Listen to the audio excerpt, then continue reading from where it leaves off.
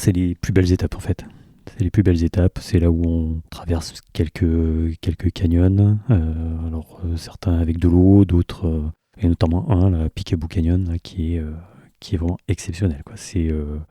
Pour vous donner une image, hein, on est dans un couloir qui doit faire 1 ou 2 mètres de large, sinueux, avec des falaises à 5-6 mètres. À ciel ouvert ? À ciel ouvert, de couleur ocre, jaune.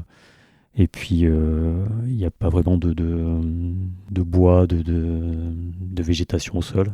Donc voilà. Et puis là, on circule là-dedans, on a tendance à accélérer même un peu trop. Le sol est meuble, c'est du petit gravier. Et là, c'est des moments de course. Là, j'ai rarement eu ce genre de sensation en course, quoi. T'as des frissons.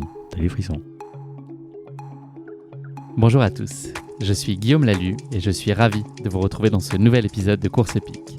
Course Épique, c'est le podcast Running et Trail qui vous fait vivre dans chaque épisode une histoire de course hors du commun. Athlète émérite, coureur confirmé ou anonyme passionné, quand la légende d'une course et la destinée d'un coureur se rencontrent, c'est dans Course Épique qu'elle se raconte. Course Épique, c'est un nouvel épisode chaque mercredi, mais c'est également chaque lundi matin un extrait de l'épisode à venir pour bien démarrer la semaine ensemble. Nous avons donc rendez-vous 2 fois par semaine. Et si vous souhaitez suivre notre actualité au jour le jour et découvrir les coulisses du podcast, je vous donne rendez-vous sur notre compte Instagram courseepique.podcast. J'ai le plaisir de recevoir dans ce nouvel épisode Meryl Robert. Si vous êtes une ou un fidèle du podcast, ce que j'espère, vous avez déjà croisé la route de Meryl que j'avais pu suivre à l'occasion du Marathon des Sables 2022 et sur lequel il a signé une brillante 4e place au classement général et une première place de sa catégorie. Adepte des formats longs à étapes, Meryl a pris le départ il y a quelques semaines du Grand to Grand, une course de 250 km en 6 étapes aux États-Unis qui relie le Grand Canyon au Grand Staircase, donnant ainsi son nom à la course. Meryl va nous faire vivre avec lui son rêve américain et nous faire vibrer dans sa foulée au cœur des dunes de sable, des sentiers forestiers, des routes rocheuses ou encore des canyons qu'il a rencontrés au fil de sa course. Fidèle à lui-même, Meryl a fait preuve de toute la spontanéité, la gentillesse, la sagesse et la générosité qui le caractérisent. J'ai passé un grand moment avec lui, je suis certain que ça sera le cas pour vous aussi. Mais je ne vous en dis pas plus. Meryl va vous raconter tout ça bien mieux que moi. Bienvenue dans notre nouvel épisode de Course Épique, dans la cour des grands. Bonjour Meryl, bienvenue dans ce nouvel épisode de Course Épique, ça va ?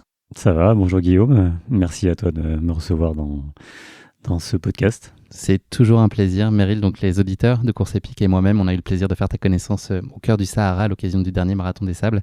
Un souvenir mémorable, donc je suis vraiment ravi que nos micros se recroisent à nouveau ici aujourd'hui. Il ne reste plus que 151 jours avant le prochain Marathon des Sables. Est-ce que tu as commencé à compter les dodos déjà ou pas encore ? Non, pas encore. Je suis encore en train de travailler sur mon plan d'entraînement. Mais je serai au départ, oui. Frais et dispo dans les si tout va bien. Ouais. Meryl, on enregistre cet épisode de 21 novembre qui n'est autre que la date de naissance de Voltaire, de René Magritte, de Jacques Lafitte et de Björk. Avec laquelle de ces 4 personnalités tu aurais voulu passer un dîner d'anniversaire ? Waouh. Tu as envie de parler de musique, de voiture, littérature, peinture ? Plutôt de voiture. Ok, Jacques Lafitte. Parfait. Plutôt. Il est encore vivant ? Je sais plus. Non. Je n'ai aucune idée, je ne sais pas. Ah, oui, peut-être. Oui, si, je confonds avec le Gilles Villeneuve. Oui, parfait. Et tu as regardé la victoire de la France hier. Je sais que tu es un fan de rugby. Tu as regardé la victoire de la France contre le Japon ? J'ai pas regardé parce que en fait, je viens sur Paris assez peu souvent. Mes enfants sont ici. Ma fille travaille ici. Mon fils fait ses études. Et du coup, je profite quand je viens 1 ou 2 jours pour passer une petite soirée avec eux. Il y a des priorités. Mais j'ai regardé le résultat. Quoique c'était dans l'après-midi. À 15h, je crois, à 14h. Voilà, t'avais mieux à faire. J'avais mieux à faire. Mais j'ai vu le résultat et j'étais content d'apprendre qu'ils avaient gagné une 13e fois consécutive. Sacré exploit. Et j'espère que ça continuera l'année prochaine jusqu'à la Coupe du Monde. Jusqu'à la Coupe du Monde et le tournoi Destination. Meryl, avant qu'on s'intéresse plus particulièrement à ta pratique sportive, on va évidemment beaucoup développer cet aspect-là. Est-ce que tu pourrais te présenter de façon peut-être un peu plus administrative ce que tu veux bien dire de ton âge, de ton lieu de résidence, de ton travail, voilà, de ta situation familiale. Ce que tu veux bien nous dire de tout ça ? D'accord, donc je m'appelle Meryl Robert, j'ai 51 ans. Je suis originaire d'une région Royan-Vercors. Alors c'est pas Royan sur la côte atlantique, hein, c'est bien les Préalpes du Sud, entre la Drôme et l'Isère. Un petit village qui s'appelle Saint-Jean-Royan. J'ai grandi là-bas, j'ai fait mes études à Grenoble, une partie de mes études à Grenoble, une autre partie à Montpellier. J'ai 2 enfants qui sont grands. Qui sont 22 et grands, 24 ou c'est ça 22, 25 ans. 22, Ils 25. ils sont quasiment autonomes. Ils sont installés en région parisienne. Et donc, du coup, ça me laisse aussi beaucoup de temps pour aller courir, pour faire plein de choses, plein de choses à la maison. Et voilà, je travaille. Je fais pas le sport, c'est pas mon gagne-pain. Je suis ingénieur en informatique et donc je travaille pour Groupama. Voilà, en tant qu'ingénieur informatique. Tu avais défendu leurs couleurs d'ailleurs au Marathon des Sables. Exactement. Groupama inscrit une équipe sur le Marathon des Sables assez régulièrement, tous les 2-4 ans. Et donc l'année dernière, c'était effectivement avec une équipe Groupama que j'ai participé au Marathon des Sables. Tu t'es essayé au rugby, puis au vélo dans tes plus jeunes années. Est-ce que tu peux nous parler de ta relation au sport ? Est-ce que c'était vraiment très central dans ta vie quand tu étais enfant, puis ado ? Est-ce que tu as baigné dans un environnement qui était très porté vers le sport ? Alors, effectivement, j'ai fait un peu de judo, un peu de rugby. Alors, le rugby, parce que c'est une région où le rugby est très présent. C'est le sud-est et on a une bonne équipe à Saint-Jean-Royan qui est assez bien classée, même encore actuellement. Bon, après le sport d'équipe, le rugby c'était un peu violent pour moi. Donc, Quel poste tu jouais ? j'étais plutôt à l'aile. Je courais déjà à l'aile. Quelle surprise. Mais au niveau des contacts, j'étais plus dans l'évitement, si tu veux voir. Voilà. Et puis après l'adolescence, plutôt du vélo. Alors j'habitais pas très loin d'une personne qui m'a un peu inspiré à ce niveau-là, c'est Charlie Mottet. Donc un coureur alors ça va être dans les années 83, 80, 95, quelque chose comme ça, où il était coureur pro. Il a gagné, non, il n'a pas gagné. Il n'a pas gagné le Tour de France, il a fait 2 podiums. Il a gagné pas mal de courses individuelles, donc c'était un gars du coin et avec des copains du village, on allait faire quelques sorties à vélo, et puis voilà, j'ai pris une licence dans un club et j'en garde pas un très bon souvenir parce que, pour tout te dire, j'ai rarement terminé la course. Les courses auxquelles j'étais inscrit. Est-ce que tu partais trop vite, trop fort ?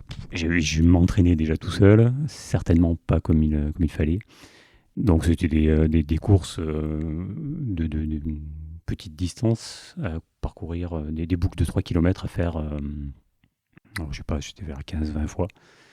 Et à mi-course, je commençais à faire l'élastique à l'arrière du peloton, puis je me faisais prendre un tour, et puis je rentrais à la maison, quoi. Donc j'en garde pas un très très bon souvenir. Et ma mère non plus d'ailleurs, je crois, parce que c'est elle qui m'emmenait. Donc t'as arrêté assez jeune ? Ouais, j'ai arrêté vers 17 ans. Voilà, après j'ai arrêté le sport, j'ai fait... après, la fête, c'était des études. T'as fait la fête ? Pas forcément beaucoup la fête. D'accord. Mais j'ai mis ça de côté. J'ai mis ça de côté, voilà, j'ai fait mes études. Voilà, après moi je suis pas issu d'une famille de grands sportifs, hein, même si ma sœur, je crois, doit faire plus de kilomètres que moi dans l'année. Mais elle prend jamais de dossard. C'est un principe ? Elle pas, non, elle apprécie pas d'être dans la compétition. Par contre, elle court énormément. Et ça fait des années. Ouais. Tu cours avec elle parfois ? Parfois ça m'arrive quand je vais faire quelques jours à Saint-Jean d'aller courir avec elle. Voilà.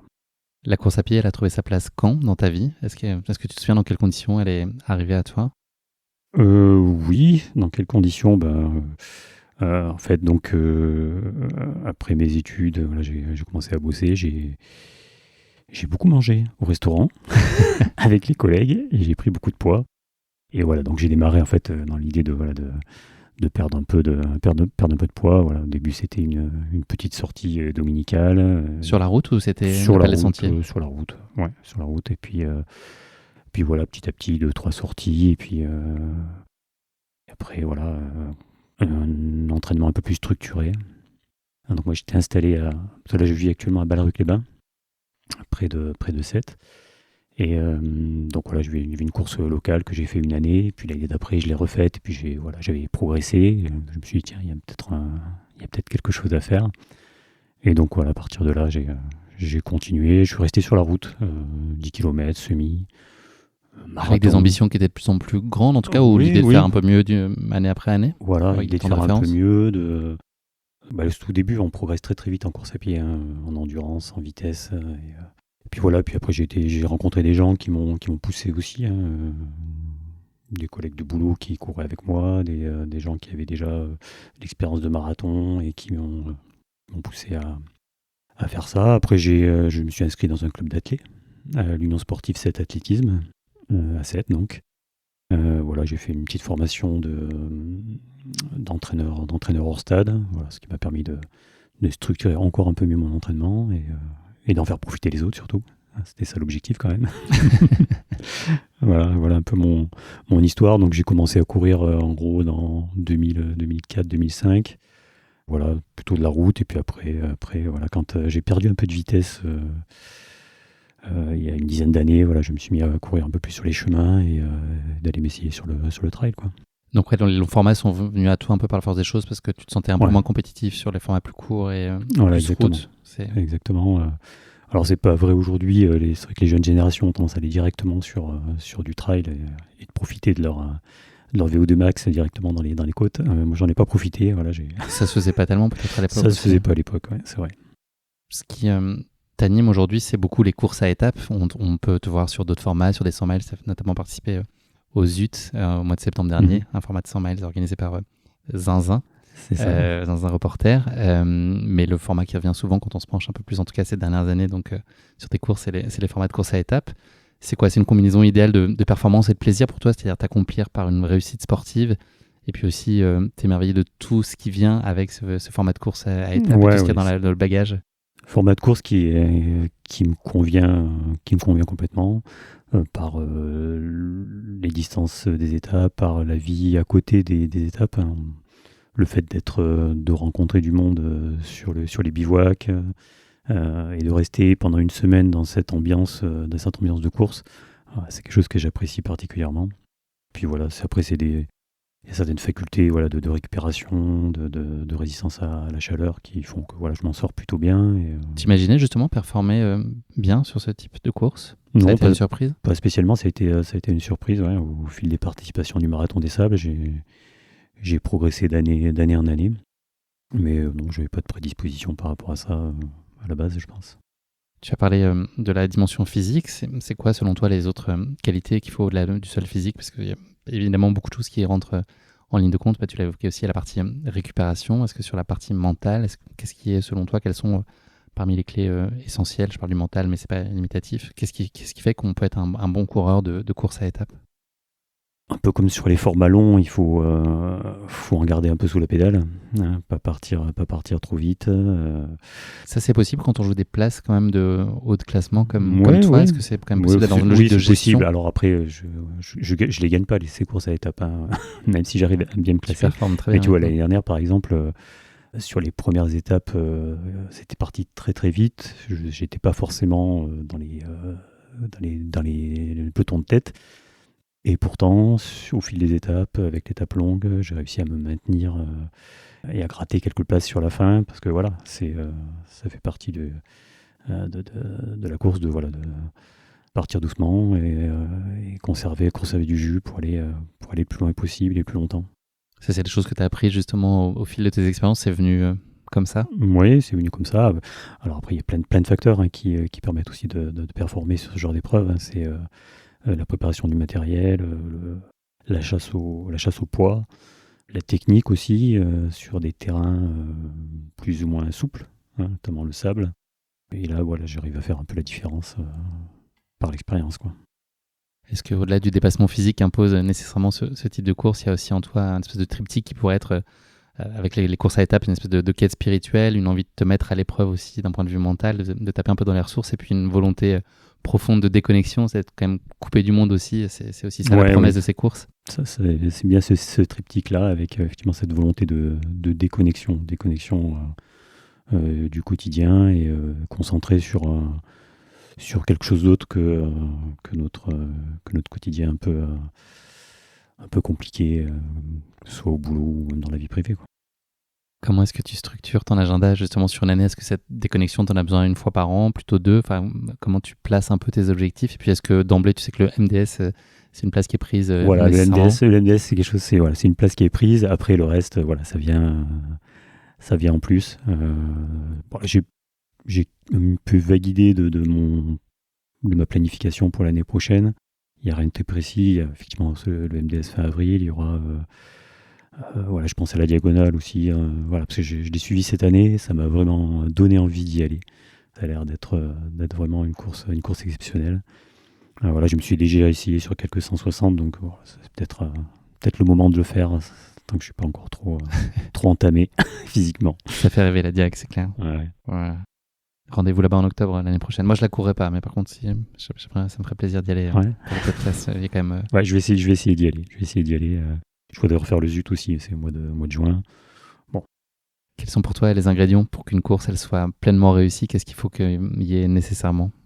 Au sens très large, pas seulement le parcours, mais l'expérience de course. Il faut qu'il y ait, de l'échange avec les autres coureurs. Il faut qu'il y ait voilà, du partage. Se faire plaisir sur la course sans forcément trop d'intensité non plus. Mais voilà, je prends plaisir avant tout dans ces courses à l'étape. Et le fait que ce soit par équipe, tu l'as dit aussi, cette notion de partage, est-ce que ça sublime aussi ton envie et ta motivation? Est-ce que tu penses d'abord équipe quand tu es sur une ligne de départ comme le MDS? Est-ce que tu raisonnes d'abord pour le collectif? Je raisonne d'abord pour le collectif, ouais. Effectivement, après, la place individuelle, elle vient après, mais moi, c'est le collectif qui me pousse et qui tient, en fait, qui me permet d'aller plus loin, parce qu'effectivement, tu parlais tout à l'heure du mental. C'est un des éléments hyper importants qu'on travaille un peu à l'entraînement. C'est que sur ces courses-là, qui sont longues, on a des passages qui sont extrêmement longs et faut s'habituer mentalement à avoir une cadence pendant des heures et des heures avec une ligne droite qui n'en finit pas. Et ça se travaille. Ça se travaille, on s'habitue. Enfin, c'est plus simple pour toi de gérer aujourd'hui une ligne droite interminable qu'il y a 5 ans. Voilà, je décroche je me rappelle mon premier MDS. Je me rappelle d'un lac asséché qu'on devait traverser. Là, on voyait il n'arrivait jamais. Et donc j'avais baissé ma casquette, là, et je regardais juste les 5 mètres devant moi. Et pendant des heures, j'ai regardé le sol défiler. Et là, tu gères différemment aujourd'hui? Ouais. Là, mais non, voilà, c'est... Au contraire, c'est quoi? C'est l'esprit qui s'évade? Tu vas chercher? Ouais, je pense à autre chose. Voilà, je me fixe une foulée, et puis voilà, je pense à rien d'autre, et ça déroule. Combien de temps il te faut pour reconnecter au réel après une course comme celle-là? Elle est très marquante. Est-ce qu'au fil des années, ce laps de temps où tu reconnectes à la réalité est plus court? Je sais que très vite, quand tu reviens, en fait, tu es au bureau quasiment le lendemain matin. Donc, est-ce que par la force des choses, la reconnexion est impérative et il n'y a pas trop de choix? Est-ce que tu as l'esprit qui est quand même ailleurs, qui flotte un peu pendant quelques semaines? Ah ouais, l'esprit flotte un peu, ouais. Pendant 2-3 semaines, toutes les nuits, je pense à ça, quoi. Je revis les moments, Tu manges du lyophilisé le soir chez toi un peu? Non, pas vraiment. Ça, par contre, j'ai tendance un peu à me lâcher sur la nourriture au retour, parce qu'on perd quand même du poids et le corps se transforme un peu. Mais ouais, c'est vrai que pendant quelques jours, voilà, on a vraiment du mal à se reconnecter, et puis même 2-3 semaines après, on a encore un petit quelque chose encore un peu dans le désert. C'est assez particulier. Moi, je vais y participer là cette année, j'ai cette chance-là. Je sais pas si toi, tu as beaucoup plus d'expérience évidemment, mais le fait qu'on soit à moins de 6 mois, finalement, on rebascule en fait dans, ça y est, le compte à rebours a commencé, je trouve. Oui. Là où on était un peu sur la fin, et puis la queue de comète de l'expérience précédente, là on re-rentre déjà dans la projection sur l'édition d'après. C'est un peu psychologique, je trouve, au bout de 6 mois, qui est plus ou moins aussi le début de la prépa qui commence là, en tout cas pour les coureurs néophytes comme moi. Ouais, complètement. Là, il faut commencer à regarder un peu le matériel, à structurer un peu un plan, savoir comment on va s'entraîner jusqu'au départ, comment on va passer la période des fêtes aussi, parce que voilà, c'est une période où on court un peu moins. Voilà. Donc oui, c'est dans la tête, on est déjà reconnecté à cette prochaine édition, on se fixe déjà des objectifs. Tu reçois 50 questions par jour de gens qui te demandent comment ça marche, comment il faut faire, le sac, les chaussures, les bâtons. Souvent, il n'y a pas très longtemps, là, j'étais sur le Grand Raid de Camargue, et c'est vrai que les personnes qui m'ont abordé, ah oui, je vais faire le MDS cette année, est-ce que... T'as pas un petit pour moi? Voilà, petite question. Je crois que la semaine prochaine, voilà, j'ai des collègues qui vont participer là, du côté de Montpellier. Bon, on va se faire un petit repas et puis on va discuter de ça. Voilà, il y a souvent le MDS qui revient dans mon quotidien, on va dire. Il vient d'où pour toi le bonheur en course à pied, Meryl? Est-ce une petite sortie du dimanche de 15-20 bornes, ça peut être le même excitation et stimulation qu'une performance sur une course ou un format très long? Est-ce que c'est le même plaisir? Oui, c'est même, je dirais même mieux. Voilà, c'est même mieux. Moi, j'aime bien aller faire une sortie sans pression, en fait. Sans pression parce que voilà, quand tu fais une course, mine de rien, voilà, faut essayer d'aller au bout, faut essayer de se dépasser, faut mettre une certaine intensité dans la course. Voilà. Donc c'est pas forcément une partie de plaisir, même si à l'arrivée, voilà, c'est un peu l'extase, mais la petite sortie du dimanche, voire sans même la montre, juste à la sensation, profiter un peu du paysage. C'est pas mal. C'est vraiment, c'est vraiment pas mal. Ça fait partie des bons moments de la journée, ça. Est-ce que tu pourrais nous donner une idée de la façon dont s'organisent tes semaines? Donc c'est évidemment très variable selon la période et l'intensité de ta préparation, mais est-ce que c'est un casse-tête par rapport à ton poste, à responsabilité chez Groupama? Est-ce que tu arrives à bien agencer tout ça, à bien cloisonner? Enfin, comment est-ce que tu t'organises? Est-ce que tu cours plutôt le matin, le soir, le déj? Tu fais des gros blocs le week-end? Comment est-ce que tout ça arrive à se mettre en place? Effectivement, c'est selon les périodes. Voilà, ça va de 8 heures d'entraînement la semaine à 15-20 heures. Et comme je dis tout à l'heure, à la maison, c'est un peu plus calme vu que les enfants sont partis, donc j'ai un peu plus de temps. Donc moi, j'ai un créneau entre midi et 2 que je partage ou pas avec les collègues de boulot, parce que on a un petit groupe de coureurs là sur le site sur lequel je travaille, et on va courir régulièrement ensemble. Ça nous permet d'ailleurs de ne pas rester tout le temps moi dans mon rythme et de me pousser un peu, parce que voilà, c'est des gens qui sont plus jeunes que moi et qui me tirent un peu quand même. L'arrogance de la jeunesse, voilà, c'est pas possible. C'est ça, aucun savoir-être. Voilà, donc le créneau entre midi et 2. Le soir, généralement, je rajoute une heure de préparation physique ou de vélo ou quelque chose comme ça. Mais voilà, je suis bien quand j'ai 2 heures d'activité dans la journée. Et puis après, quand je suis vraiment en période un peu plus intensive, des fois, je rajoute une heure le matin aussi parce qu'effectivement, faire des sorties de 2h30, 3 heures dans la journée, c'est quand même compliqué. Donc, je la coupe. Mais ça marche plutôt bien de couper les sorties longues, voilà, de la faire en 2 fois dans la journée. Ça a les mêmes effets? Ça a un peu les mêmes effets parce qu'on n'a pas complètement récupéré, on repart sur de la fatigue. C'est moins traumatisant que courir 3 heures d'affilée, donc 2 fois 1h30, c'est bien.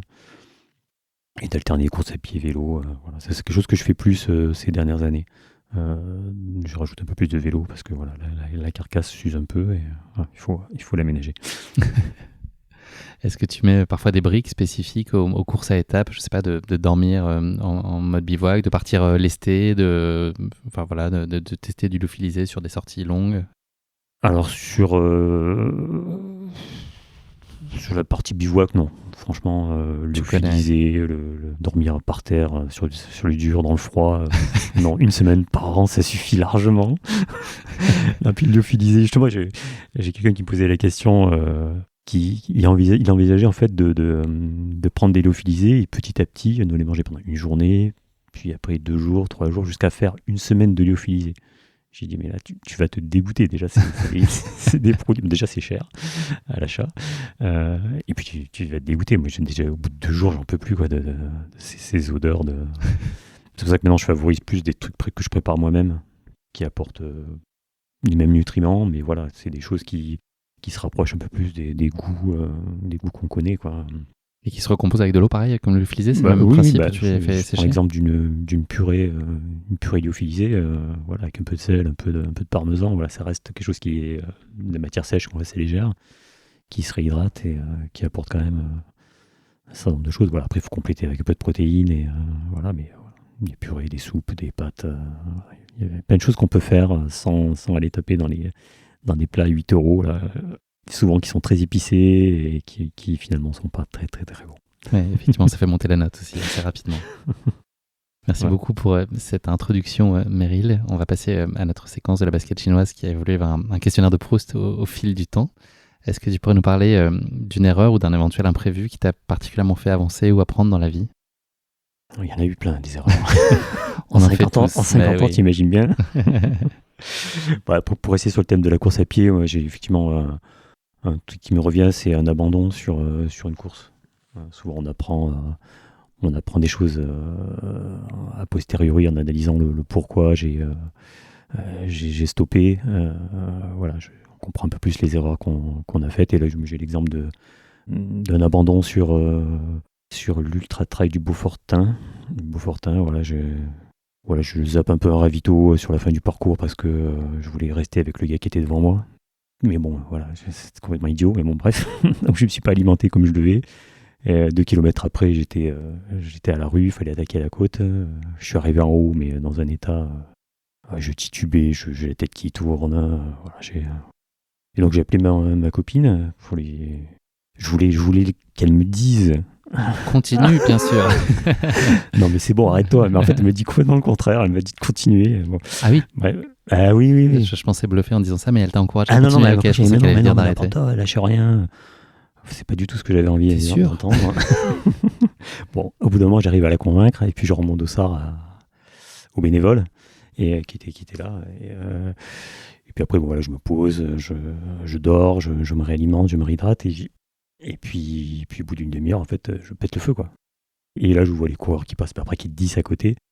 Et je dis, mais c'est complètement idiot, quoi. En fait, des coups de mou sur une course, t'en as, c'est obligé. Sur des distances de 90, 100, 160 bornes, forcément, à un moment, t'es moins bien. Ben voilà, il faut laisser passer, en fait. T'avais des signaux avant de faire cette impasse-là sur le ravito? Est-ce que t'avais conscience qu'il y avait une prise de risque à faire ça, ou t'étais bien et que vraiment tu t'es fait rattraper très soudainement 2 kilomètres après? Non, je me suis fait surprendre. Je suis passé très vite au ravito, j'ai dû prendre un sirop de menthe, voilà, 3 cacahuètes, et puis je suis reparti. Donc voilà, ce que j'ai appris là, c'est effectivement... et d'autres courses après, j'ai eu d'autres coups de mou très violents, notamment sur le... Tout à l'heure, tu parlais du Zut, j'ai eu un moment vraiment très très mal. Ben voilà, pas s'affoler, se poser, attendre. Mais une demi-heure sur ce genre d'épreuve, c'est vraiment pas important. Bon, après, bien sûr, quand tu joues pas le top 5, voilà, qui peut t'affecter moralement. Tu as quand même fini deuxième de cette course, on peut le dire. Oui. Et tu arrives à identifier tout de suite la cause? Est-ce que tu as justement, quand tu dis garder la tête froide, est-ce que tu arrives maintenant avec les scénarios que tu as vécu au fil de tes courses, est-ce que tu arrives à dire, ok, là il est en train de se passer ça, j'ai mon corps qui m'envoie ça comme signal, donc la réponse c'est ça, et ça va prendre X temps pour que je revienne à peu près d'aplomb? Effectivement, la dernière fois, j'en ai effectivement eu conscience. Pareil, en haut d'une côte, bon, là, il était particulièrement chaud, on avait manqué un peu d'eau. Et donc, j'arrive en haut de cette côte et j'étais vraiment mal. J'avais froid même. Je tremblais de froid. Et d'ailleurs, heureusement que les secours m'ont pas vu parce que je pense qu'ils m'auraient arrêté. Et donc là, je me suis arrêté un quart d'heure. Mon amie, elle m'a donné à manger, elle m'a réchauffé. Voilà. Et puis après, on s'est retrouvés 5 km plus loin. Et j'avais la patate, quoi. Et à partir de là, jusqu'à la fin, je me suis plus arrêté parce que voilà, c'est impressionnant la capacité de notre corps à se régénérer, à retrouver des ressources. Finalement, le plus dur, c'est que l'esprit arrive à se dire ça va revenir comme si dans l'instant, ça paraît être une impasse. C'est ça le plus dur. Parce que c'est vraiment des moments difficiles où tu te dis mais c'est pas possible, je vais rester là, quoi. Et puis finalement, non. Faut laisser passer la douleur, puis ça revient. Deuxième question pour toi, Meryl. Qu'est-ce qu'une journée parfaite, selon toi? Il faut quoi? Journée parfaite. Alors, journée parfaite, déjà, c'est une journée qui est placée, qui se situe après un objectif. Ok. Tu vois, c'est pas dans la phase de préparation, si tu veux. Parce que mine de rien, voilà, c'est quand même des contraintes, toute cette préparation. Donc, après la course, voilà, quand l'objectif a été atteint, ou pas d'ailleurs, on s'en moque.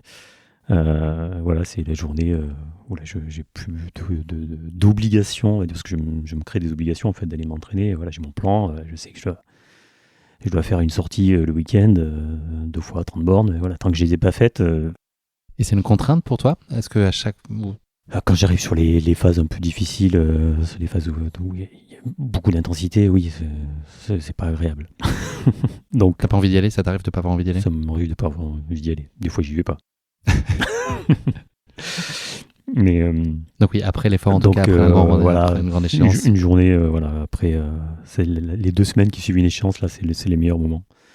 Voilà, après ma journée, ben voilà, c'est un bon petit déjeuner. Ça, c'est mon repas préféré, c'est le gros déj. Après, voilà, passer un peu de bon temps. Moi, j'ai la chance d'habiter au bord de la mer, donc aller me balader au bord de l'étang de Thau, au bord de la mer, aller prendre un petit café Voilà, la vue sur la mer avec mon ami. Voilà, ça c'est super. Et puis après, voilà, une petite séance de sport quand même. Hein. Parce que ma journée idéale, moi, elle est quand même, Il faut quand même du sport. elle est quand même active.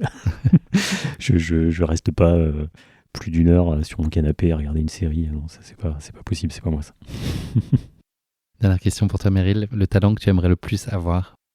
Le talent, il y en a plein, hein, des talents que j'aimerais avoir. Mais j'ai pensé à un truc là justement par rapport à ce que j'ai vécu sur le Grand Tour, c'est maîtriser une langue, et notamment l'anglais, parce que j'ai eu quand même des gros moments de solitude. T'es pas fluent?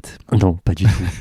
Et c'était assez frustrant parce que bah voilà, sur des courses internationales, bah voilà, t'es en contact avec des coureurs étrangers, avec l'organisation qui parle, voilà, et les médias, et de pas pouvoir échanger avec et de rester avec les francophones. C'est un peu, on perd une partie du challenge pour voilà, découvrir d'autres cultures, d'autres façons de penser. Donc voilà, c'est un truc. Pourtant, j'ai été assidu à l'école. Hein, mais j'ai manque de pratique, je pense. C'est simplement une manque de pratique. Merci beaucoup, Meryl. On va maintenant planter le décor de ta course, donc ce Grand to Grand. C'est une course de 171 miles, soit 275 km, qui est composée de 6 étapes à réaliser en 7 jours. Le dénivelé positif total de la course est de 5499 mètres. Tu me corriges si je dis des bêtises. Le Grand to Grand, il est organisé chaque année depuis 2012 en Utah, aux États-Unis. Il se dispute fin septembre sur un parcours dont le départ est donné à Kanab, dans le comté de Kane, à une altitude de 1629 mètres. Les coureuses et coureurs évoluent dans des paysages qu'on imagine volontiers fabuleux, entre Arizona et Utah, du Grand Canyon jusqu'au Grand Staircase, d'où le nom de la course, en passant près de Vermilion Cliffs, Zion National Park, Coral Pink, Sand Dunes, Peekaboo, Slot Canyon. Les participants évoluent dans un spectaculaire mélange de désert et de terrains variés avec du sable dur, du sable mou, des dunes, ça doit te rappeler quelque chose, des sentiers forestiers, des rochers rouges à escalader, il y a un peu de grimpette aussi, tu vas nous en parler, des routes rocheuses ou encore des canyons en fente. Les coureurs sont chaleureusement invités à regarder un œil pendant la course sur la faune et la flore le long du parcours. Il y a notamment des condors de Californie en voie de disparition. Je ne sais pas si tu as croisé des condors sur ton parcours. Non, j'en ai pas vu. Bon, tu allais trop vite. Ils t'ont jamais rattrapé. Non. Alors j'ai peut-être vu des grands oiseaux. Est-ce que c'était des condors? Je ne sais pas. Mais il y avait aussi des mouflons d'Amérique, des cerfs mulets. Bon, pas vu la couleur. Et par contre, ça, tu en as vu, je pense, des cactus que l'on ne trouve nulle part ailleurs, dont il faut se tenir, je pense, relativement à distance. Ça peut être un mauvais moment, ça, les cactus. Ça fait pas un peu partie des risques de la course, là. Ouais. Il faut que tu emmènes une pince à épiler, là, pour enlever les épines ou pas? Non, comment? Faut emmener des pinces à épiler aussi, si tu te Non, mets le les pied dedans. épines sont assez grosses, donc on peut les enlever à la main, mais c'est vrai que ça fait... c'est une douleur qui est résiduelle pendant plusieurs minutes. Ouais, quand on shoot dans un cactus, et c'est des cactus qui sont assez rares. Et donc assez fourbe. Et voilà. Difficile de rester concentré pendant des heures sur où est-ce que tu poses ton pied. Donc forcément, à un moment, tu te fais avoir. Et là, après, voilà, faut enlever les épines. Et effectivement, il y a une douleur qui persiste un peu pendant 15-20 minutes. Et là, c'est... Voilà. C'est pas un bon moment. La ligne d'arrivée se trouve au sommet des Pink Cliffs et du Grand Staircase à une altitude de 2651 mètres et offre aux participants une vue saisissante sur le parcours qu'ils viennent de boucler, l'occasion de regarder en arrière les falaises et de profiter de paysages panoramiques encadrés par les cheminées de fées, je crois que c'est leur joli petit nom, et des formations rocheuses qui sont vieilles de plus de 2 milliards d'années. On est bien peu de choses, mon cher Meryl. Oui, mais j'ai pas toutes ces informations pour tout te dire. T'as vu, j'en sais des choses. Hein. C'est marqué dans le roadbook, mais voilà, comme il est en anglais, forcément, j'ai pas tout compris. Google Translate ne marche pas sur le papier encore. Non, pas encore. Et voilà, comme tu ne manqueras pas de nous le dire, en tout cas, Meryl, le Grand to Grand est certes une épreuve sportive qui est extrêmement exigeante, mais c'est aussi un voyage intérieur puissant et puis un moment de partage privilégié avec en plus son format très intime, puisque seuls 68 coureurs finalement étaient présents sur la ligne de départ ce jour-là. Pour le jour de la première étape en tout cas. Voilà en quelques mots ce qu'il fallait savoir du Grand to Grand. Maintenant Meryl, c'est un moment qui est un peu comme le cactus qui va piquer parce que c'est le moment de la question qui pique, de course épique. Alors c'est une question évidemment très gentiment piège, tu le sais, qui t'est destinée. On va beaucoup parler du terme Grand aujourd'hui, Grand Canyon, Grand Staircase. Donc je te propose un petit quiz sur le cinéma. Je vais te donner une affirmation, il faudra juste que tu me dises si je te parle d'un film qui s'appelle Le Grand Bleu ou si c'est Le Grand Blond avec une chaussure noire. C'est facile. Ouais. Ça devrait aller. Je les ai vus tous les deux. Donc j'ai trois affirmations pour toi. L'acteur principal de ce film-là n'a jamais vu le film en entier. Le Grand Bleu ou Le Grand Blond avec une chaussure noire? Le Grand Bleu. Le Grand Bleu, bravo. C'est Jean-Marc Barr, effectivement, puisque le film a été projeté à Cannes Et apparemment, il était passamment éméché. Il a passé toute la séance du film, toute la projection, à aller chercher les toilettes. Donc, il n'a pas vu à l'occasion de la projection à Cannes en intégralité. Voilà. Bravo Jean-Marc. Il a peut-être revu après quand même. Non, il a pas Je crois, revu. alors, en fait, en réalité, il dit l'avoir vu 7 ou 8 ans après, l'avoir trouvé que c'était plutôt un film pour ados, un peu prépubère et tout ça. Donc, il a quand même complètement taillé le film dans lequel il s'est pas mal révélé aux yeux du grand public. Très bon esprit, Jean-Marc. Donc bravo, 1 sur 1. Meryl, on peut dire que ça commence bien. Okay. L'acteur principal de ce film est une célébrité en Europe de l'Est et en Russie. Ouais, ça peut être Pierre Richard, ouais. Bravo, il y avait un piège parce que Jean-Marc Bas est aussi assez réputé dans l'Europe centrale avec les types de films d'arrêt d'essai qu'il a fait, avec des réalisateurs de ce coin-là. Mais oui, il est très célèbre, il a même des sosies, tu vois, dans des émissions de télé. Il était très copain avec Gorbatchev, je te l'apprends. D'accord. Donc voilà, on soupçonne pas ces choses-là. 2 2 sur 2, Meryl. Je suis impressionné. C'est la dernière question. Tu t'en sors à merveille. Dernière question, dernière affirmation pour toi. Suite à la projection presse qu'il a jugée catastrophique et annonciatrice d'un fiasco, l'acteur principal du film décide de s'exiler dans la foulée de 3 semaines en Guadeloupe pour se déconnecter complètement. Parce qu'il pense que son film ne marchera pas. Bon, je vais dire le grand bleu, mais C'est le grand blond avec une chaussure noire. C'est Pierre Richard. Il a été à la projection presse où il a vu que tous les journalistes étaient... Enfin, en tout cas, il a eu l'impression que les journalistes étaient en train de dormir, donc il a préféré partir, et quand il est revenu, il s'est rendu compte que ça avait été un succès phénoménal, puisque le film a fait 3,4 millions d'entrées, ce qui était dans le top 10 du box-office. Il y a même eu une suite, et il y a eu une adaptation américaine avec Tom Hanks, que je pense personne n'a vu, qui s'appelle L'homme à la chaussure rouge. Tu vois. On ne sait pas s'il est blond ou pas, mais voilà. Et puis il a préféré la chaussure rouge. T'étais pas loin du grand chelem, bravo, mais tu sors quand même par la grande porte. Forcément, de bonnes réponses sur toi, bravo Meryl. Merci. On va maintenant se plonger plus particulièrement dans ta course et le Grand to Grand. Est-ce que tu peux nous parler du contexte dans lequel tu as entendu parler de la course? La course, elle a une dizaine d'années puisqu'elle a été créée en 2012. Est-ce que tu en as entendu parler dès ses débuts? Et puis est-ce que déjà il y avait une espèce de fascination pour cette course et le lieu dans lequel elle se tient? Alors en 2012, ouais, en fait, c'est après mon premier MDS où j'avais envie de refaire une course en étape, donc j'ai recherché un peu sur le net les courses en étape qu'il pouvait y avoir un peu dans le monde pour voir s'il y avait quelque chose que je pouvais refaire. Et puis j'étais tombé sur effectivement le Grand Tour. J'ai mis dans mes favoris de mon navigateur, je me rappelle, il y est toujours d'ailleurs. je peux te le montrer. Et puis voilà, je me suis dit, ouais, un jour, ça va être chouette. En plus, j'avais jamais été aux États-Unis, donc voilà, celle-là, je l'avais gardée sous le coude. Après, c'est vrai qu'en termes d'engagement financier, c'était quand même quelque chose d'assez important, avec le voyage et tout. Donc bon, voilà, ça faisait partie de ma wishlist, mais voilà, pas plus. Un rêve presque inaccessible. Voilà. Après, j'avais suivi les exploits d'Éric Clavry, parce qu'il a gagné l'épreuve en 2017, voilà. L'année aussi où il avait participé au MDS, il avait terminé 5e cette année-là. Donc voilà, j'avais vu cette course, je me dis tiens, voilà, il y a peut-être moyen de faire quelque chose sur cette course. Et comme tu disais, elle est quand même très intimiste. La capacité d'accueil, je crois que ça doit être 150 coureurs maximum. Et puis là, bon, voilà, sortie de la période Covid, il y avait peut-être moins d'inscrits cette année. Ouais. Est-ce que tu peux nous dire comment s'est présentée à toi l'opportunité d'y prendre part cette année, que ce rêve se concrétise? Oui, en fait, j'ai eu l'information, enfin, voilà, ça s'est fait un peu tardivement. J'en avais parlé à Laurence Klein à l'occasion du Marathon des Sables de cette année, de cette année. Sachant que Laurence, elle y a déjà participé 2 fois. Et puis voilà, à l'occasion, on a beaucoup de temps sur le bivouac pour discuter avec les uns et les autres. Et c'est chouette d'avoir beaucoup de temps. Et ça, c'est bien. Enfin, tout le monde n'a pas beaucoup de temps, mais ceux qui arrivent suffisamment tôt ont du temps pour discuter. Tu serais pas en train de nous narguer là, Meryl? Je sais pas si on va beaucoup discuter pendant cette semaine. Non, c'est ce que je veux dire à la fin de cet épisode, c'est qu'on y sera ensemble, mais je t'en verrai sûrement pas suffisamment sur le bivouac, parce que j'arriverai bien plus tard que toi. On verra avec le plan que je t'ai préparé, normalement, ça devrait le faire.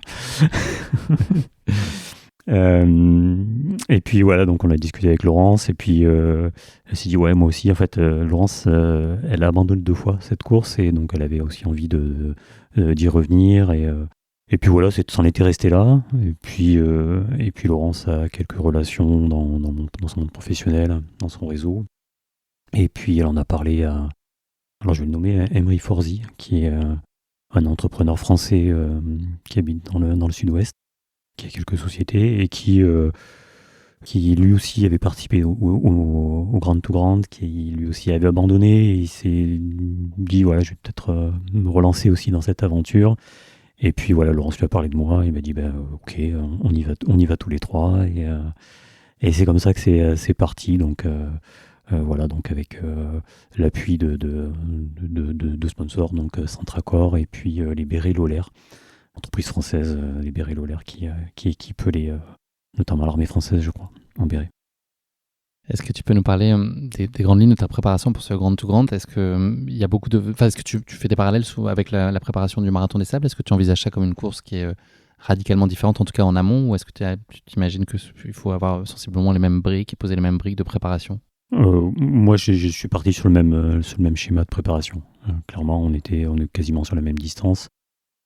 Enchaînement des étapes tous les jours, un peu d'altitude, la chaleur. Alors, le climat, c'est souvent incertain dans la région là-bas. On n'a pas forcément comme dans le Sahara, voilà, une grande chance d'avoir du soleil tout le temps. Là, c'était un peu plus aléatoire, mais bon.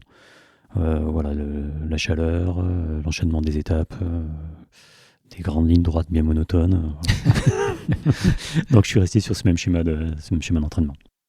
Est-ce que le fait que tu saches assez tardivement finalement que tu allais participer à la course, est-ce que ça bouscule un peu les prépas? Est-ce qu'on arrive à récupérer un peu ce temps-là, ou est-ce qu'il faut juste envisager de faire une prépa un peu plus allégée, ou est-ce que tu avais déjà un socle suffisant qui te permettait de pouvoir construire? Quand je dis un peu tard, voilà, c'était peut-être au mois de juin. Juin-septembre, ça laisse largement le temps de se préparer, sachant que je ne m'arrête jamais réellement de courir. J'ai modulé un peu mon entraînement quotidien pour voilà, essayer d'arriver en forme. En plus, il y avait la période de congé, donc j'ai pu organiser mon entraînement un peu comme je voulais.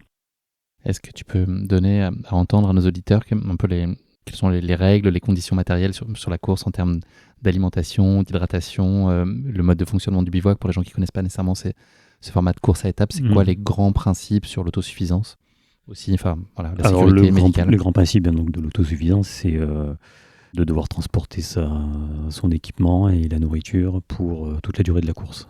Donc du premier matin jusqu'à l'arrivée, on doit avoir de quoi se nourrir avec un minimum requis à chaque jour, pour pas qu'il y ait des gens qui aient tendance à en prendre le moins possible pour gagner du poids. Ensuite, sur le bivouac, l'organisation généralement distribue de l'eau, alors chaude ou froide. On se la fait chauffer ou là, en l'occurrence, elle pouvait être distribuée chaude. Est-ce qu'il y avait des contraintes sur les feux notamment, c'est ça? Oui, on est dans les parcs nationaux américains, donc on n'a pas trop le droit de faire du feu. Et donc voilà, après bivouac, alors dans le matériel obligatoire, on avait pour se protéger du froid, donc une doudoune, un sac de couchage avec un indice thermique un peu plus élevé que la normale, un poncho pour la pluie, voilà, après un peu de matériel de sécurité, quelques médocs, puis voilà quoi, c'est une boussole. Des tentes qui étaient fermées, c'est ça, contrario du MDS voilà, pour le bivouac? Tentes, c'est effectivement des grandes tentes, des chapiteaux qui sont fermés de quatre côtés, avec une bâche aussi dessous pour éviter qu'il y ait des bestioles qui rentrent dans la tente, parce que ça fait partie un peu des choses qui me faisaient un peu flipper avant d'y aller. C'est quoi comme petites bestioles? Ça peut être des petits serpents? Alors, des araignées qui a priori sont inoffensives, mais si elles sont impressionnantes. Et puis, des serpents, des crotales, ce genre de choses. Là, c'est des trucs pas très sympas. Il vaut mieux un bon vieux condor. C'est vraiment voilà. Donc, pour éviter qu'effectivement ils rentrent dans la tente, elles sont fermées. Après le sol, là, on dort à même le sol avec notre petit matelas obligatoire aussi, là, cette année, sur le Grand Tour. Un code Wi-Fi par personne, j'imagine. Ouais. non, après, voilà, c'est assez spartiate. C'est assez spartiate. Les sanitaires, bon, je ne vais pas rentrer dans les détails, mais bon, on n'est pas à l'hôtel. Mais voilà, après, on va poser des conditions que moi j'ai l'habitude de vivre, classiques, qui me conviennent tout à fait. Tu es arrivé 4 à 5 jours avant, sur place. Est-ce que l'idée, c'était de te mettre dans l'ambiance, de voir un peu prendre le pouls, et puis aussi d'aller en profiter pour faire une reco du terrain, puisque le parcours est identique une année sur l'autre. Donc, c'était aussi, j'imagine, l'idée. Puis, il y a un sujet d'acclimatation. C'était l'idée d'aller à Canab quelques jours avant pour s'habituer à l'altitude quand même, parce on doit naviguer autour de 1700-1800 mètres dès les premières étapes. Le climat, bon, on est quand même sur des climats assez tempérés, même si il il y a beaucoup de soleil. Le terrain, le sable, oui, reconnaître un peu le parcours parce que à mi-parcours, on repasse pas très loin de Canab. Et donc, on a pu aller faire une partie du parcours, notamment d'aller dans les Pink Dunes, là, les Pink Dunes, comme tu disais tout à l'heure. Voir ce que ça donnait, et, prendre quelques photos parce qu'effectivement, moi, je prends pas d'appareil photo sur la course, donc je peux pas amener quelques souvenirs avec moi. Donc, je les prends. Dans le cœur. On les a pris, voilà, c'est dans le cœur et je les ai prises un peu avant. Et donc, effectivement, avec Laurence et Emery, on est allé faire quelques petites sorties pour s'acclimater. Alors après, est-ce que ça a été efficace ou pas bon, j'ai souffert sur la première étape. Donc je vais dire que si je l'avais pas fait, ça aurait pu être pire. Petit sujet sur l'alimentation aussi sur place, c'était Ouais. pas simple de trouver des produits Ah ouais, c'est vrai bruts. que ça c'était, comme je te disais, c'était la première fois que j'allais aux États-Unis et ça fait partie un peu de des choses qui m'ont un peu étonné. C'est la nourriture aux US, c'est beaucoup de produits transformés. C'est très compliqué de trouver une alimentation saine. Enfin, en tout cas, là où on se trouvait, hein, c'était, ouais, c'est beaucoup du hamburger, de la viande, des choses frites. Bon, pas ce que j'ai l'habitude de manger. C'est peut-être d'ailleurs ce qui a un peu pêché pour Laurence et peut-être Emery, c'est que sur cette semaine d'avant-course, l'alimentation n'a peut-être pas été Très différente en tout cas, ce qui différente habituellement. Voilà, et ça a peut-être joué sur leurs conditions physiques dès le départ. Est-ce que tu peux nous parler des objectifs et des ambitions avec lesquels tu te présentes sur la course à quelques semaines du départ et te annoncer notamment la présence de Rachid El Morabiti qui a été nonuple vainqueur du MDS notamment, qui est un concurrent de renom. Est-ce que toi il y a le plaisir évidemment j'imagine en majeur, mais l'idée c'est d'aller chercher la victoire. Il y a aussi un record d'Éric Lavery sur la course. Est-ce que c'est un sujet à ce moment-là? Enfin voilà. Dans quelle disposition tu es? Alors, c'est vrai que au mois de juin, j'avais effectivement l'info que Rachid allait prendre le départ. Donc, voilà, je me suis dit, ok, je serai deuxième, au moins. Alors, mais c'est vrai que quand Rachid prend le départ d'une course, généralement, sur ce genre d'épreuve, c'est vraiment sa spécialité. Mais voilà, peut-être que dans ce contexte-là, en dehors du Maroc, avec d'autres altitudes, d'autres climats, d'autres conditions de course, peut-être qu'il y aurait eu... Son frère qui n'est pas là. Son frère n'était pas là. Voilà, peut-être qu'il y aurait eu... ça serait passé différemment. Voilà, donc ça, effectivement, je m'étais dit, il va y avoir match avec Rachid, sachant que j'avais déjà fait une course aux Émirats Arabes Unis avec lui, il y a quelques années avant, 2019, je crois. Et on avait fait la course ensemble. Et c'était bien passé, j'avais fait sa connaissance. C'est pour ça que je partageais... normalement, je devais partager la nuit d'hôtel avant course et post-course avec Rachid. Et puis voilà, après donc il y a eu la journée technique où on va vérifier où l'organisation vérifie le matériel, et au cours de cette journée, voilà, j'ai compris que voilà, Rachid serait pas présent. Voilà, donc j'ai pas été déçu. On peut pas dire ça. Non, même si effectivement d'un point de vue sportif, ça aurait été intéressant de voir Rachid dans ces conditions de course. Après, au final, je dis, ok. Vous allez vous retrouver dans pas très longtemps on va se retrouver dans le Sahara. Longtemps, et puis voilà, ça sera peut-être pour moi, peut-être l'occasion d'être un peu sur le devant de la scène, sur une grande course comme ça, c'est toujours intéressant. Après, le record d'Éric Lavery, je l'avais pas forcément calculé, c'est en milieu de course que voilà, l'organisation m'en a fait part, et j'ai regardé ça d'un peu plus près, j'ai essayé de me raccrocher à ça, sachant que effectivement, sur la durée de la course, j'ai pas eu beaucoup de concurrence directe. Est-ce que c'est possible de prévoir une stratégie assez fine sur ce type de course, de définir en amont en tout cas comment appréhender peut-être au moins certaines étapes sur la longue, se donner des intentions, ou est-ce que c'est tellement long et imprévisible qu'il n'y a pas vraiment de stratégie à élaborer? En tout cas, s'il n'y a pas de concurrents que tu regardes plus spécifiquement, c'est plutôt sensation globalement? Non, il n'y a pas vraiment de stratégie. Hein. On sait à quoi on s'attend, on sait que ça va être long, on sait qu'il ne faut pas partir trop vite. Non, il n'y a pas vraiment de stratégie à avoir pour ce genre d'épreuve. Qu'est-ce que tu t'attends à vivre avec ce Grand to Grand? Moi, je m'attends à vivre, à voir beaucoup de choses. À voir beaucoup de choses, parce que le Grand Canyon, voilà, j'en ai des images dans les bouquins, mais dans les reportages, mais voilà, je l'ai jamais vu en vrai. Et c'est vrai que quand on arrive en bus au bord du Grand Canyon, c'est impressionnant, ce gouffre. Et le départ est donné au bord de la falaise, quoi. C'est ça, Oui, vous dormez à côté la nuit qui précède, c'est ça? Et on dort à côté la nuit. Il faut faire attention si on est un peu somnambule. En fait, il y avait 130 partants, mais au final, il y en a 65 qui sont malheureusement tombés cette nuit-là. Non, mais le départ, c'est vraiment exceptionnel. Le site est grandiose. Est-ce que ça fait comme la première fois on va à New York, par exemple, où c'est des décors que tu connais pas parce que tu n'y as jamais été réellement, mais tu as tellement vécu dans cet imaginaire-là et des références de séries, de films ou autres? Est-ce que toi, le Grand Canyon, tu avais l'impression de connaître déjà par toutes les images dont tu avais pu t'abreuver, et puis en le découvrant en vrai, c'était très différent? Non, franchement, non, c'était différent. Alors des paysages comme ça de canyon, on peut aussi en trouver en France, mais là c'est du XXL, quoi. Voilà, ça file le frisson quand tu es au bord de ce gouffre là. Ouais. Ça doit être fou. Je confirme. Puis on a eu donc une nuit, donc on a eu un coucher de soleil, un lever de soleil sur le Grand Canyon, donc ouais, c'est des belles images. Et on avait, alors moi j'avais pas mon appareil, mais d'autres avaient leur appareil photo. Ils ont immortalisé l'événement. C'était sympa. Est-ce qu'il y a une chose que tu appréhendes sur la course? Est-ce qu'il y a oui, parce qu'en fait, sur la première étape, c'est là où on va voir un peu quelles sont les forces en présence, comment est le terrain, comment est balisée la course. Parce que le roadbook qu'on a eu dans la semaine, il n'est pas hyper précis. Donc, et au final, en fait, la course est très bien balisée. Il n'y a pas de problème de se perdre ou quoi que ce soit.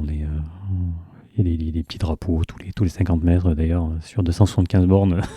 Les petits drapeaux, ça va être un sacré défi. Donc voilà, après oui, l'appréhension du terrain, des cactus. On annonce une météo qui n'est pas terrible, c'est pas vérifié dans la réalité des choses, mais en tout cas, on a surveillé la météo effectivement toute la semaine. Ils annoncent effectivement de la pluie au milieu de parcours, et pendant les quelques jours avant la course, donc on était à Canab, on a eu droit à une pluie.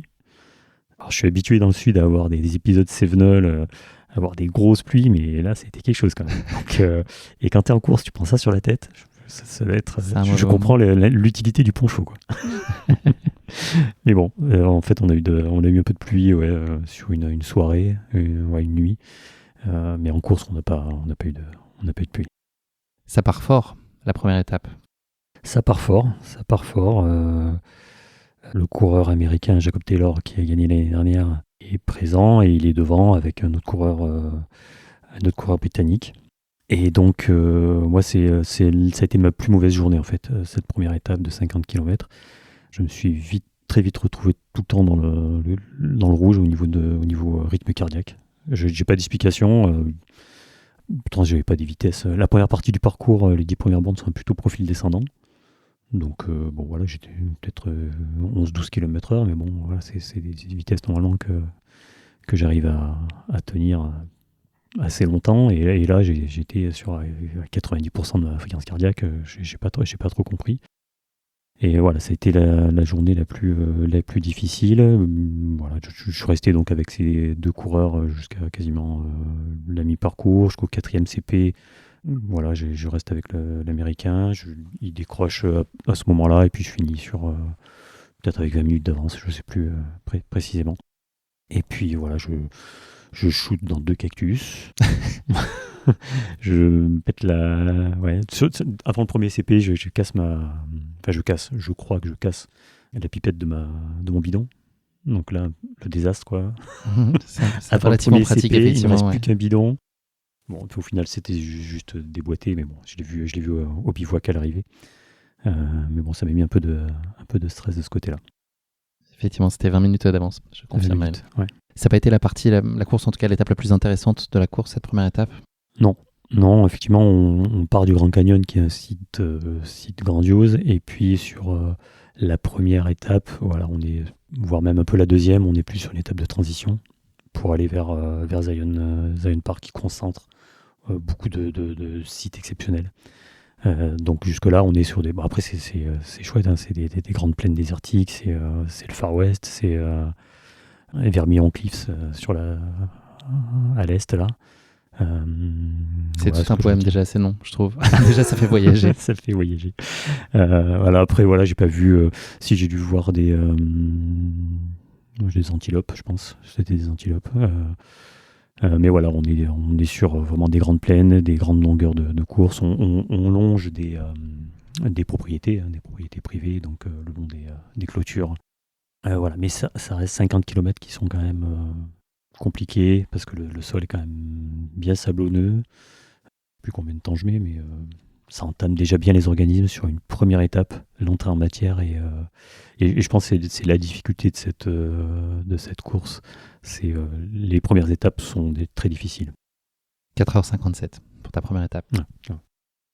La chose qui te frappe aussi, alors je ne sais pas si c'était dès sa première étape, mais quand on a eu notre échange en amont de cette interview, tu parlais de la clarté et de la netteté du décor. Est-ce que tu as ressenti déjà ça dès la première étape, d'avoir une vue à perte de vue pour le coup et qui soit très nette? C'est une chose que tu avais l'habitude de voir. C'est vrai que ça, c'est quelque chose qui m'a vraiment marqué. Voilà, quand on est en France, les paysages, là, on les voit, on les distingue, mais au loin, voilà, il y a toujours une espèce de brume et là, tu as une netteté à perte de vue quoi, sur les montagnes alentours, et ça, c'est exceptionnel. On a l'impression d'être... je sais pas, et même les nuits, d'ailleurs, les nuits étoilées sont vraiment exceptionnelles. Et je pense comme il n'y a pas de pollution, il n'y a pas forcément de vent, on a vraiment une vue à l'infini qui, moi, m'a marqué particulièrement. Tu parlais des nuits étoilées, à quel point elles sont froides. Tu disais qu'il fallait avoir aussi un équipement un peu particulier, un sac de couchage particulier. C'est quel genre de température? T'as une idée? Je sais plus vraiment, mais on devait être autour de 10 degrés.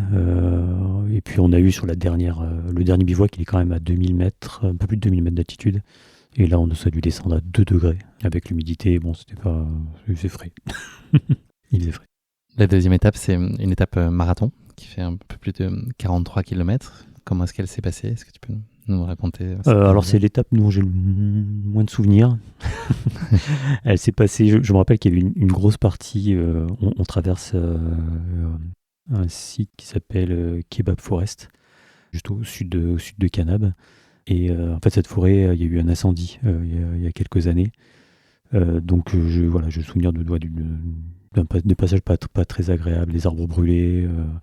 Et puis, on est sur une partie qui est du cross-country, hein, c'est-à-dire qu'il n'y a pas de chemin. En fait, on trace en ligne droite dans la forêt, avec effectivement des buissons qui commencent à repousser. Donc, voilà, c'était pas forcément très agréable.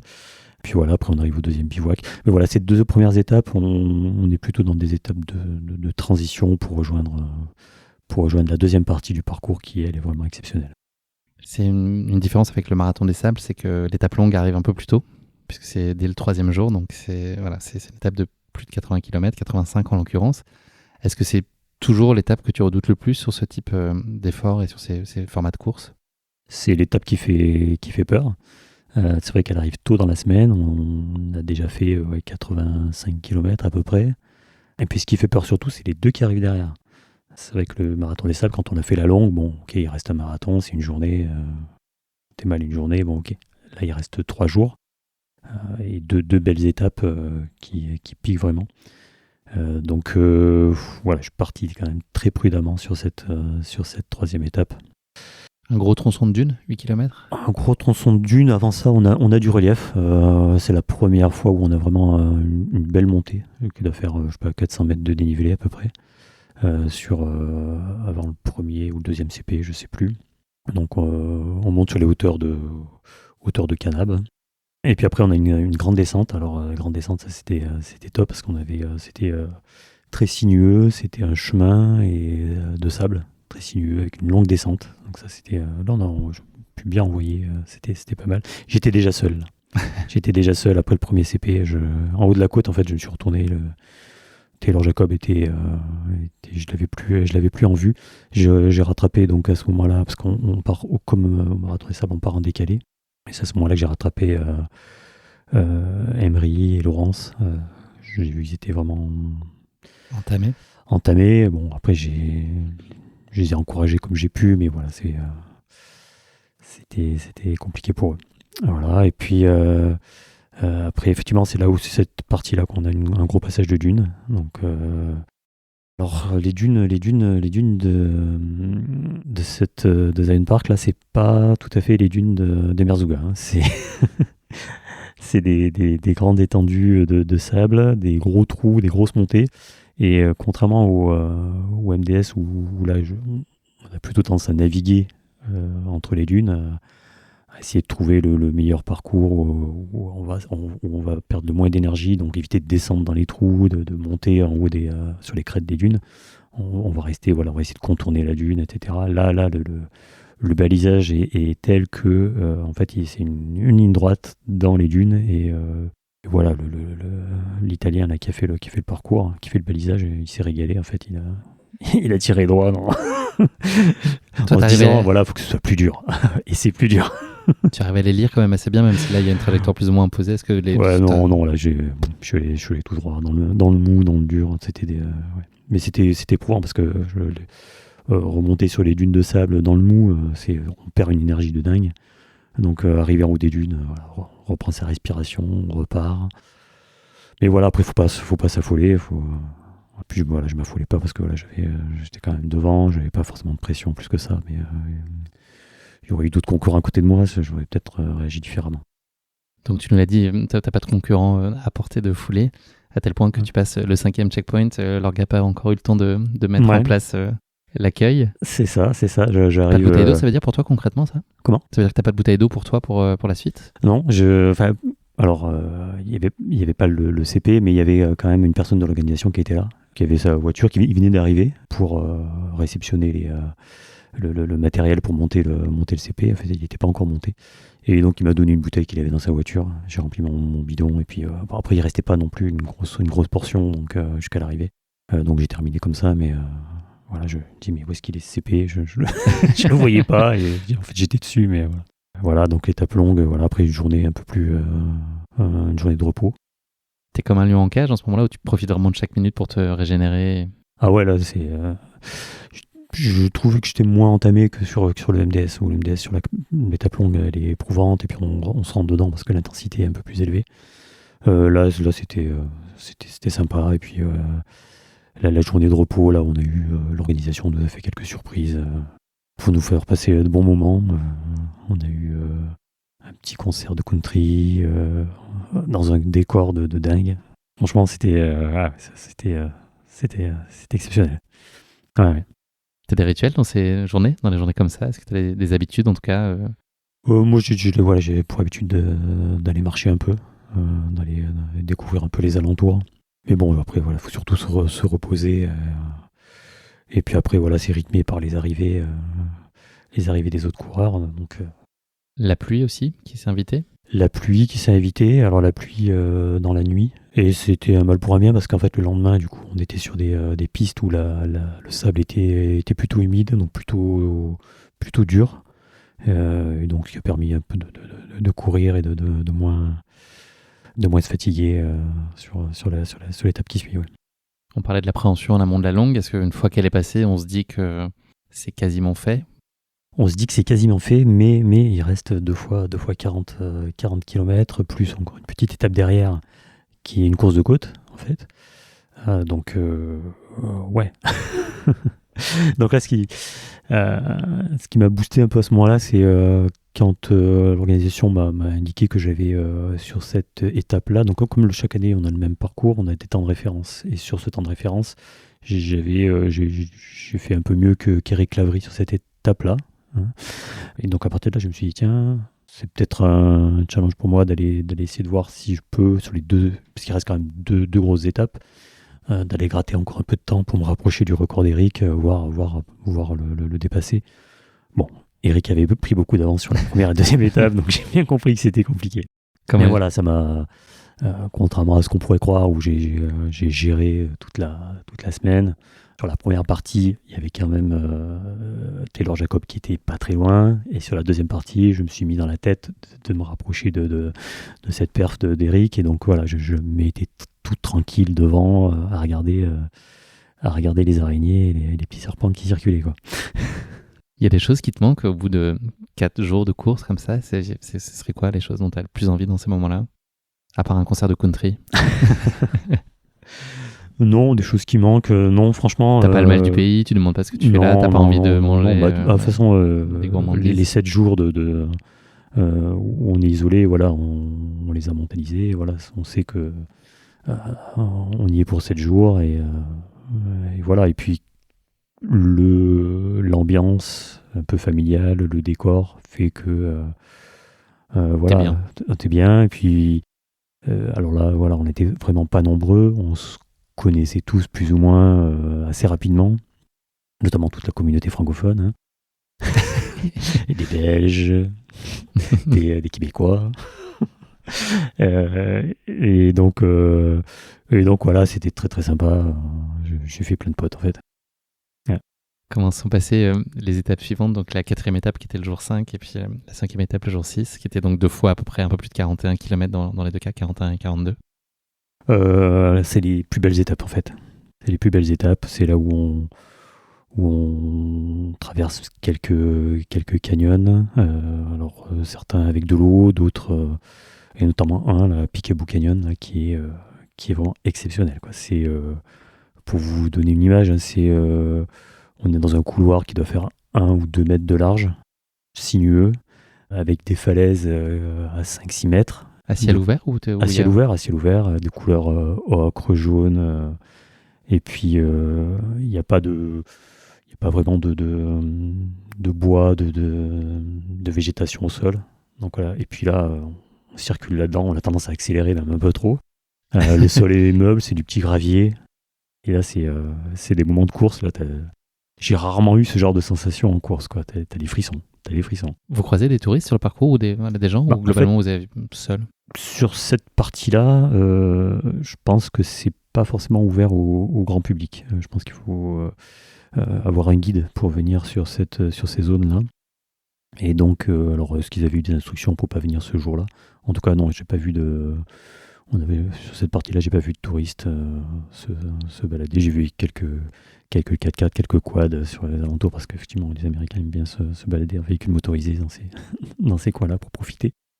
Mais ouais, la 2 étapes, cette avant-dernière étape, celle-là, elle est vraiment exceptionnelle. Celle qui suit, très bien aussi. Moi, j'ai l'image du bivouac, qui est vraiment l'image du ranch américain, avec la ferme en bois, les chevaux qui courent dans la prairie. Ah ouais, non, mais c'était... Le truc de vent qui tourne, là, blanc aussi. Exactement, il y avait ça aussi, ouais, les montagnes autour. Enfin, c'est... ouais. Comme dans un rêve. C'est vraiment voilà, l'image du Far West que j'avais en tête, quoi. Il reste une 6e et dernière étape, donc qui est courte et qui est voilà, globalement c'est que de l'ascension. Avant que cette course démarre, est-ce qu'il y a déjà de la place à la nostalgie? Est-ce que quand tu touches au but de la course et voilà, c'est joué, est-ce que tu as envie que ça se prolonge ou tu te dis que c'est bien et puis que voilà, on va passer au chapitre d'après dans quelques jours? Moi, je me dis qu'il faut passer à autre chose là maintenant, parce que alors, je dis pas que je me suis pas ennuyé sur la course, hein, très loin de là. Mais c'est vrai que d'être seul devant, au bout d'un moment, voilà, j'ai fait ma course un peu en solitaire. Voilà, c'est bon. Comment elle s'est passée donc cette dernière étape? C'est 12 km de montée. C'est vrai qu'elle fait un peu peur quand on regarde le profil sur le roadbook. On voit une espèce de grande côte qui fait 12 bornes là. Waouh. En fait, au final, les pourcentages sont pas énormes. Et par contre, sur la fin de ce parcours-là, on arrive justement sur la zone du Grand Staircase. Là, et là c'est vraiment chouette. Là on est au milieu de ces concrétions rocheuses. Là. C'est top. Les cheminées de fée, c'est ça? Ouais, voilà, c'est ça. Et puis voilà, on arrive sur le point culminant. Il y a des pizzas à l'arrivée. J'annonce. À bon entendeur. À bon entendeur. Et ça, c'est vraiment pas mal. Tu conclus ce grand tout grand, donc après un peu plus de 30 heures d'efforts au cumulé. On l'a pas dit, mais pour pas spoiler, je l'ai pas dit trop vite, mais tu as remporté toutes les étapes. Qu'est-ce que tu as ressenti avant même de savoir qu'il y avait des pizzas à l'arrivée, au moment de franchir la ligne d'arrivée? C'est quoi le sentiment qui prend le dessus? C'est un sentiment de fierté. Voilà, j'ai pas dans ma carrière de coureur gagné énormément de courses. J'ai peut-être gagné 1 ou 2 courses comme ça, pas des courses de village, mais voilà, quasiment. Et là, gagner une épreuve comme ça à l'étranger, de cette nature, voilà, ça me tenait à cœur. Je sais que sur le marathon des sables, je n'aurai pas l'occasion de gagner un marathon des sables. Il ne faut jamais dire jamais, Meryl, tu sais. Non, mais voilà, je sais, je connais la valeur des coureurs qui sont autour de moi, et je sais très bien que que ce serait très compliqué. Voilà, donc là, c'était en gros mon moment de gloire dans ma carrière, je pense. Peut-être qu'il y en aura d'autres, on ne sait pas, mais en tout cas, celui-là, c'en était un qui m'a marqué. Tu gagnes quand même avec 5 heures d'avance, donc sur Joseph Taylor, qui est le deuxième finisher de la course. Il faut quand même qu'on cite Catherine Tosi, qui a fini première femme, 7e au scratch en 42 heures et 56 minutes. Donc, grand bravo à elle aussi. C'est une très belle performance. Elle a vraiment bien géré sa course. Et puis, il y avait aussi un concurrent belge là, qui, lui, a fait la course en five finger. Ça, c'est à noter parce que... Pour expliquer ça, c'est les chaussures dans lesquelles il y a la forme des 5 orteils. Il n'y a quasiment pas d'amorti. Il n'y a pas d'amorti. C'est très minimaliste. Et courir avec ça dans les cactus, dans les rochers, bravo à lui, quoi. Ça a été quoi le bilan pour toi, Meryl, à t'être reposé de ce Grand Tour? Est-ce que c'était à la hauteur de ce que tu projetais? C'est une course qui a tenu toutes ses promesses pour toi? Oui. Alors, je dis pas que j'avais imaginé terminer comme ça dans ce classement-là, mais j'avais l'image que j'avais de la course, là, c'était vraiment tous ces grands paysages de plaine américaine, de plaine de Far West, là, et ça, j'étais servi, quoi.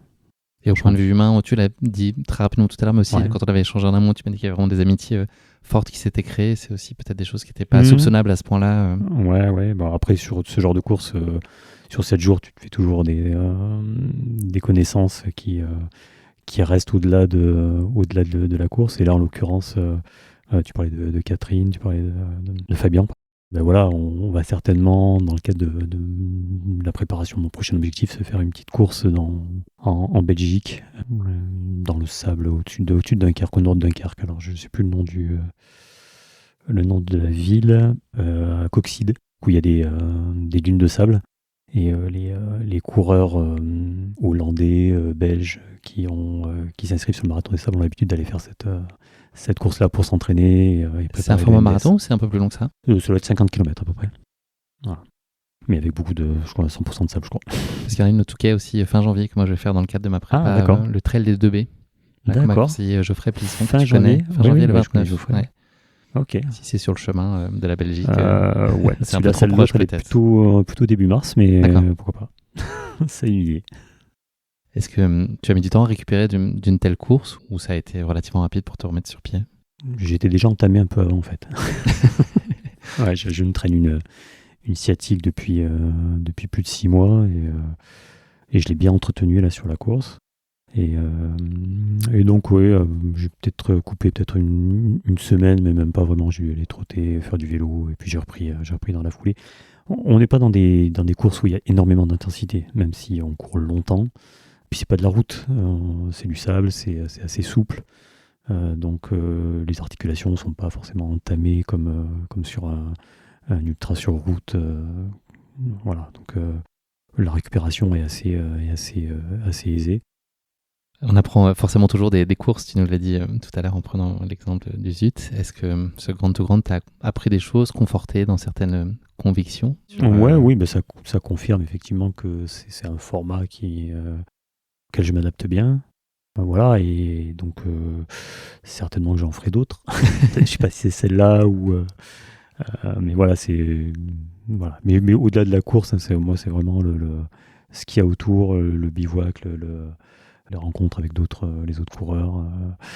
Et voilà, de rester dans cette espèce de cocon là, qui, pendant 7 jours, là, ça fait du bien. Ça fait du bien et c'est ce que je viens chercher en fait. S'il y en avait qu'une, quelle image tu retiendrais de cette course? Là, c'est celle que c'est celle que j'ai expliqué tout à l'heure là. On n'a pas, même si on court dans des endroits exceptionnels, du côté de Balleruc, du côté de Sète, on a des coins super sympas pour courir en bord de mer. Et là, c'est waouh quoi. C'est waouh. Après la course, tu as fait un petit saut à Vegas. Est-ce que tu as été hypothéqué ta maison aux machines à sous là-bas? J'ai pas touché une machine à sous.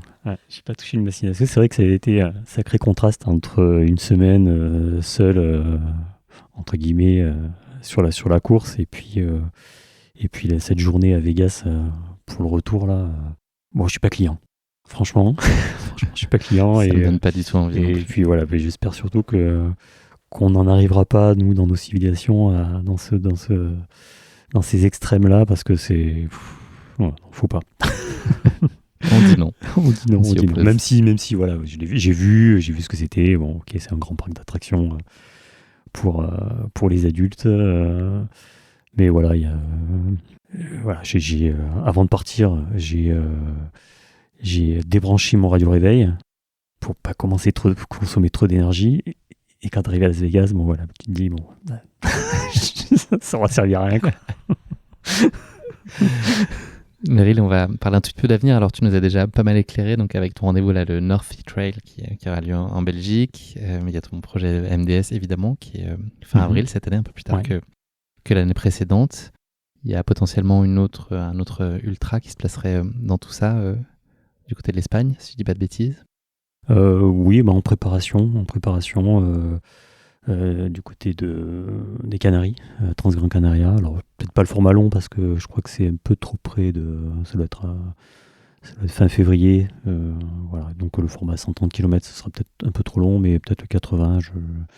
Voilà, et puis profiter de la semaine pour aller m'entraîner là-bas, ce sera top. Et puis partager ça avec la famille aussi, parce que j'y vais peut-être avec ma sœur, avec mon beau-frère, avec mon ami. Donc ça sera l'occasion. Et puis aussi avec mon club, l'USAR, donc on est nombreux à partir là-bas. Vous avez réservé un avion, il y a un vol affrété spécialement pour vous. On part chacun de notre côté, mais je pense qu'on va se retrouver là-bas pour passer un bon moment. Meryl, c'est la dernière question de cet épisode. C'est le motto de la fin. C'est pas le mot de la fin. Est-ce que tu as une devise qui t'est particulièrement chère et que tu souhaiterais partager avec nos auditeurs? Alors, tu peux le formuler à ta façon, si c'est pas une phrase qui existe quelque part. Non, mais c'est pas une phrase. Je sais même pas si c'est une philosophie de vie. Mais voilà, dans mon quotidien, que ce soit dans ma vie privée, dans ma vie professionnelle, dans la course à pied, j'essaie toujours de rendre service en fait. Et tôt ou tard, voilà, il y a quelque chose qui te revient. Voilà, même si c'est... Et puis c'est pas le calcul peut-être, de toute façon. Et le calcul, c'est peut-être pas de se dire que ça va y avoir un retour quelque part. C'est pas calculé, même si c'est pas forcément mérité, même s'il n'y a pas de retour immédiat, voilà, on en tire toujours quelque chose de positif d'aller aider les autres. Et voilà, c'est ce qui m'anime, moi, je pense, dans ces années-là. Voilà. Merci beaucoup Meryl, c'est malheureusement déjà la fin de cet épisode. Merci de nous avoir fait vivre cette course qui est absolument passionnante et puis qui nourrit évidemment un imaginaire très fort comme savent le faire très bien les courses américaines dans différents registres. Il y a aussi la western ou la hard rock dans d'autres registres, mais c'est vrai que les courses américaines, il y a une espèce de fascination. Ils savent faire, c'était une grande chance de pouvoir la découvrir plus en détail par ton entremise avec la gentillesse, la générosité puis l'expertise qui te caractérise. C'est toujours une chance d'avoir ces moments avec toi. Je me réjouis très égoïstement à l'idée de partager une nouvelle aventure dans le Sahara dans 151 jours. Donc, 151. Je vais avoir le plaisir de couvrir et de courir la course. Ça va être une grande première pour moi. J'ai les pétoches, mais j'y vais. Et puis, voilà, on va se croiser au bivouac un peu à l'heure à laquelle j'arriverai. Mais en tout cas, c'est une perspective réjouissante. Merci encore pour ton temps très précieux. C'est gentil d'avoir accordé ce moment et ces mots aux éditeurs de Course Épique pour éclairer une course qui n'est pas la plus connue, mais voilà, qui je trouve intéressante. Ça fait partie de toute la diversité des formats de course qui existent et voilà, c'est toujours un plaisir d'entendre parler de ces événements-là qui ne sont pas forcément les plus exposés. Merci Guillaume de m'avoir invité sur ce podcast. J'ai passé un bon moment de revivre ça parce que ça fait quand même un petit mois et demi ou 2 mois peut-être que je suis arrivé. Donc voilà, je me suis replongé. Je pense que ce soir quand je vais m'endormir, je vais revoir des choses. Je vais revoir des choses. Je sais pas si tu te rappelles sur le marathon des sables, on avait... Le premier jour où tu m'as interviewé, tu avais fait l'étape, je t'avais demandé comment ça s'était passé, je t'avais dit attention, quand on fait ça, l'année d'après, généralement tu le feras. Tu me dis oh non, je le ferai pas. Tu vois. J'étais convaincu en plus quand je te l'ai dit. Je me suis même pas menti à moi, mais j'étais persuadé, j'avais aucun doute. Mais écoute, j'espère que tu passeras un bon moment sur cette course. Je sais que c'est pas évident de faire à la fois la course et puis ton métier dans les médias, donc parce que du coup ça entame aussi ton temps de récupération. Je vais déléguer un petit peu une partie des tâches pour pouvoir être bien concentré sur la course qui va être le gros sujet. Je me réjouis en tout cas de t'y retrouver, ça fait partie des bonnes raisons d'y retourner aussi. Merci pour tout Meryl, bonne soirée. Merci, bonne soirée. À bientôt. Au revoir. Merci à tous d'avoir écouté cet épisode. Si vous l'avez écouté jusqu'ici, c'est qu'il vous a probablement plu, alors n'hésitez pas à le partager autour de vous et également à vous abonner, à noter et à rédiger un avis sur votre plateforme d'écoute favorite. C'est essentiel pour que Course Épique soit mise en avant et puisse ainsi continuer à se développer. Cela ne vous prendra que quelques secondes et ça change beaucoup de choses pour le podcast. Merci encore infiniment pour votre soutien et pour votre fidélité et je vous dis à très bientôt pour une nouvelle course épique, évidemment.